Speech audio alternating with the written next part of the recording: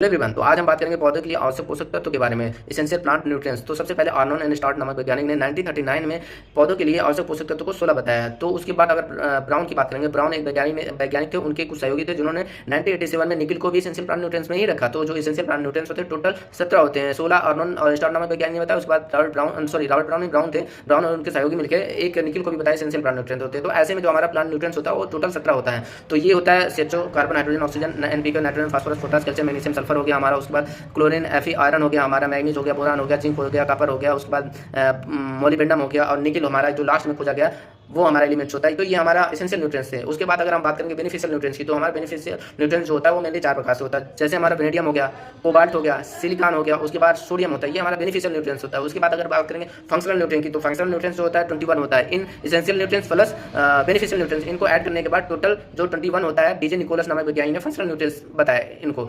तो उसके बाद अगर हम बात करेंगे क्लासिफिकेशन की, तो क्लासिफिकेशन ऑफ प्लांट न्यूट्रिएंट्स की, तो सबसे पहले अगर क्लासिफिकेशन की बात करेंगे तो एक नॉन मिनरल न्यूट्रिएंट्स होता है, एक मिनरल न्यूट्रिएंट्स होता है। तो नॉन मिनरल्स की बात करेंगे तो नॉन मिनरल में CHO हो गया, कार्बन, हाइड्रोजन, ऑक्सीजन होता है मेनली, ठीक है। उसके बाद ये इनका मेन सोर्स होता है जो हमारा होता है वाटर होता है एंड एयर होता है। उसके बाद अगर मिनरल्स न्यूट्रिएंट्स की बात करेंगे तो हमारा मिनरल न्यूट्रिएंट्स का मेन सोर्स होता है रॉक्स होता है एंड सॉइल होता है। तो ये हमारा जो 14 होता है, इसमें तो नॉन मिनरल्स में 3 होता है। उसके बाद 14 हमारा जो मिनरल्स न्यूट्रिएंट्स होता है, जैसे NPK, कैल्शियम, मैग्नीशियम, सल्फर। उसके बाद क्लोरीन, Fe, Mn, बोरान हो गया हमारा, कॉपर हो गया, उसके बाद मैग्नीज, जिंक हो गया। उसके बाद बात करेंगे हम निकिल एंड मोलिब्डेनम को। तो ये हमारा जो न्यूट्रिएंट्स होता है ये on the basis of source के अकॉर्डिंग बताया मैंने। उसके बाद अगर बात करेंगे on the basis of requirement की, तो पौधे के लिए जो रिक्वायरमेंट है मेनली वो 3 प्रकार से है on the basis of requirement के लिए। एक होता है हमारा बेसिक न्यूट्रिएंट्स होता है, दूसरा होता है माइक्रो न्यूट्रिएंट्स होता है, सूक्ष्म पोषक तत्व जिसे बोलते हैं, तीसरा होता है हमारा अति सूक्ष्म पोषक तत्व जिसे माइक्रो न्यूट्रिएंट्स बोलते हैं हम। तो जो बेसिक न्यूट्रिएंट्स होता है हमारा CHO होता है। उसके बाद अगर हम बात करेंगे मैक्रो न्यूट्रिएंट्स के सूक्ष्म पोषक तत्व की, तो ये हमारा होता है NPK, nitrogen, phosphorus, potash, calcium, magnesium, sulphur. ये हमारा होता है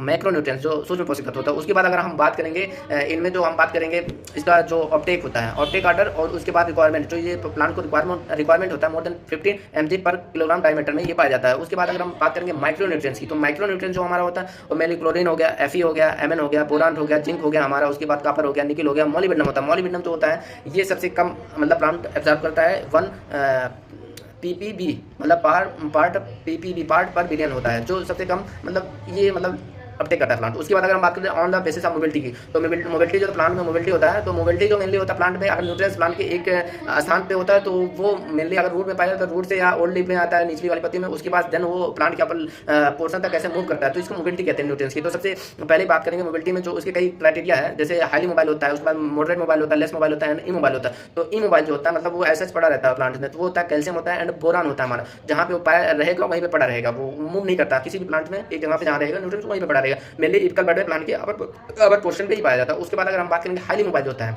तो प्लांट में जो मूव करता रहता है, जैसे ओल्ड लीफ से न्यू लीफ में मूव करेगा, एक स्थान से दूसरे स्थान तक प्लांट्स में मूव करता है। तो नाइट्रोजन, फास्फोरस और पोटास हो गया हमारा। उसके बाद बात करेंगे मैग्नीशियम, मोलिब्डेनम भी हमारा जो होता है हाईली मोबाइल होता है। उसके बाद मॉडरेट मोबाइल होता है, जिंक होता है, वो old leaf and new leaf में मॉडरेट, जैसे मान लीजिए ओल्ड लीफ में 100 ppm है, तो 100 ppm से वो न्यू लीफ में जाएगा 50 ppm, तो 50% ये मतलब चला जाएगा वहाँ से। तो ये मॉडरेट मोबाइल होता है। उसके बाद लेस मोबाइल की बात करेंगे हम, क्लोरीन हो गया हमारा, Fe हो गया, Mn हो गया, मैग्नीज हो गया, उसके बाद सल्फर हो गया, कॉपर हो गया एंड निकिल भी हमारा होता है लेस मोबाइल के अंतर्गत। तो थैंक यू, धन्यवाद।